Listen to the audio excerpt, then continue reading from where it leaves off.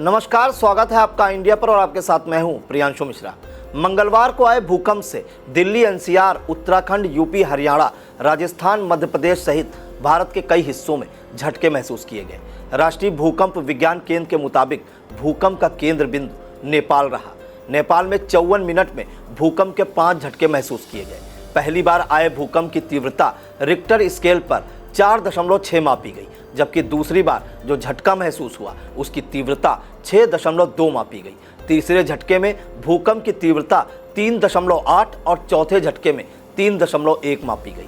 पांचवा झटका मंगलवार शाम 5 बजे आया, जिसकी तीव्रता 4.3 मापी गई, जबकि यूपी के सीतापुर में मंगलवार दोपहर 2:51 पर भूकंप के झटके महसूस किए गए। यह कोई पहला मौका नहीं रहा जब भूकंप के झटकों से धरती हिल गई हो। इससे पहले भी कई बार भूकंप आया है, जिसमें कहीं कम कहीं ज़्यादा जान माल का नुकसान हुआ है।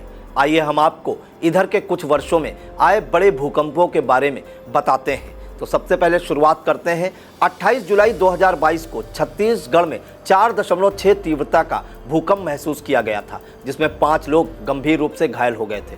इससे पहले 28 मार्च 2021 में असम में भूकंप आया था, जिसकी तीव्रता 6.0 मापी गई थी। इनमें 2 लोगों की मौत और 12 लोग घायल हो गए थे।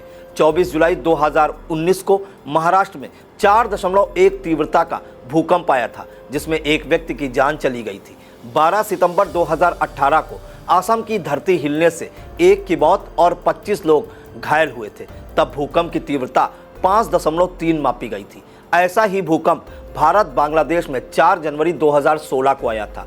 उस समय भूकंप की तीव्रता 5.7 थी, जिसमें 3 लोग मारे गए थे और 8 घायल भी हुए थे।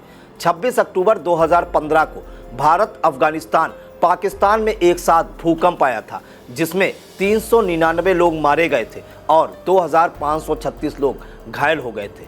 भारत और नेपाल में 25 मार्च 2015 को भयानक भूकंप आया था। उस समय धरती काफ़ी देर तक हिलती रही थी। इस भूकंप में 21,952 लोग घायल हो गए थे और 8,964 लोग मारे गए थे। इस भूकंप की तीव्रता 7.8 मापी गई थी। इसी तरह अतीत पर नजर डालें तो वर्ष 2005 में कश्मीर में आए भूकंप ने भयानक तबाही मचाई थी। उस भूकंप में पाकिस्तान व कश्मीर में 1,30,000 लोगों की मौत हो गई थी। इस भूकंप की तीव्रता 7.6 मापी गई थी। इससे पहले जनवरी 2001 को आए भयानक भूकंप में गुजरात के 20,000 लोगों की मौत हो गई थी। इस भूकंप से घर और मकान पूरी तरह से ध्वस्त हो गए थे।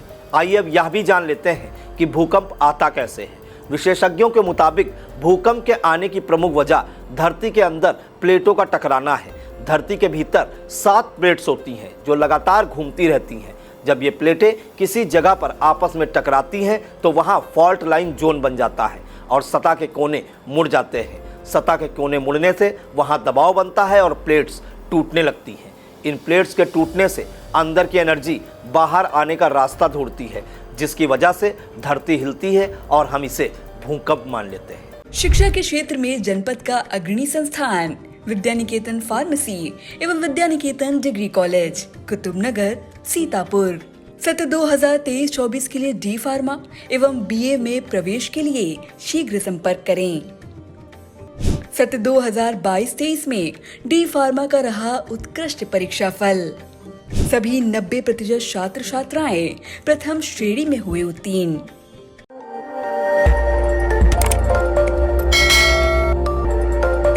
खबर आपकी, नजर हमारी। देखते रहिए आई इंडिया।